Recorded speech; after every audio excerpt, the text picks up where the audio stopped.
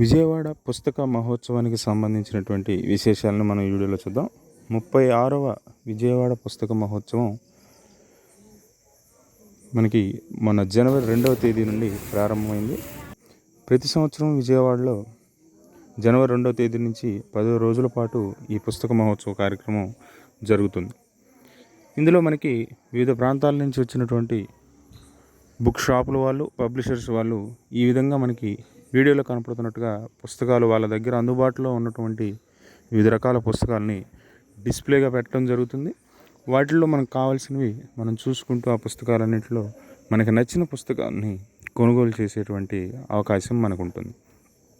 అయితే ఈ పుస్తక మహోత్సవంలో మనకి ప్రత్యేకత ఏంటంటే వాళ్ళ దగ్గర ఉండేటువంటి వివిధ రకాల పుస్తకాలు, కథలు కావచ్చు, ఆధ్యాత్మికపరమైన పుస్తకాలు కావచ్చు, సైంటిఫిక్ బుక్స్ కావచ్చు, ఇలా రకరకాలుగా వివిధ స్థాయిల్లో ఉన్న పిల్లలకి కానివ్వండి, పెద్దవాళ్ళకి కానీ ఉపయోగపడే విధంగా మనం వీడియోలో చూస్తున్నాం.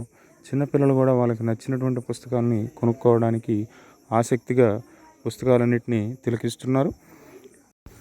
ఈ పుస్తక మహోత్సవంలో మనకి పుస్తకాలు లోకల్గా తెలుగు సంబంధించిన పుస్తకాలు మాత్రమే కాకుండా దేశంలో ఉన్నటువంటి ప్రముఖ నగరాల నుంచి కూడా పబ్లిషింగ్ హౌస్ల వాళ్ళు మనకి ఇక్కడికి వచ్చి వారి పుస్తకాలను ప్రదర్శనలో పెట్టడం జరుగుతుంది.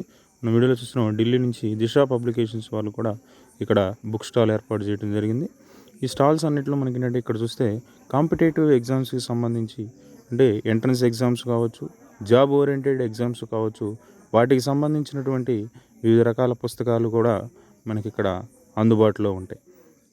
అదేవిధంగా మనకి ఇక్కడ బాంబే నుంచి, అంటే దేశంలోని ప్రధాన నగరాల్లో ఉండేటువంటి పబ్లిషింగ్ హౌస్లు కూడా రావడం జరిగింది. ఈ స్టాల్ కానీ మనం చూస్తే ఇక్కడ ఓన్లీ చిన్నపిల్లలకి యూజ్ అయ్యేటువంటి స్టోరీ టెల్లింగ్ బుక్స్ కానీ ఇలాంటి వాటికి సంబంధించి ప్రత్యేకంగా స్టాల్స్ ఏర్పాటు చేయడం జరిగింది. ఎడ్యుకేషనల్ ఎయిడ్స్, మనకి పుస్తకాలు మాత్రమే కాకుండా విద్యార్థులు ఆటపాటలతో సబ్జెక్టులో ఉండేటువంటి విషయాలు నేర్చుకోవడానికి అవసరమైనటువంటి ఎడ్యుకేషనల్ ఎయిడ్స్ కూడా కొన్ని మనకి ఇక్కడ స్టాల్స్లో మనకి కనపడుతూ ఉన్నాయి.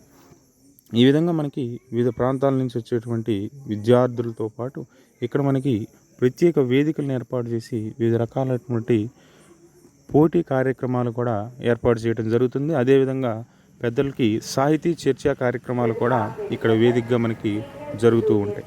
ఇవన్నీ కూడా మనకి ఈ విజయవాడ పుస్తక మహోత్సవంలో ప్రతి సంవత్సరం జరుగుతూ ఉంటాయి.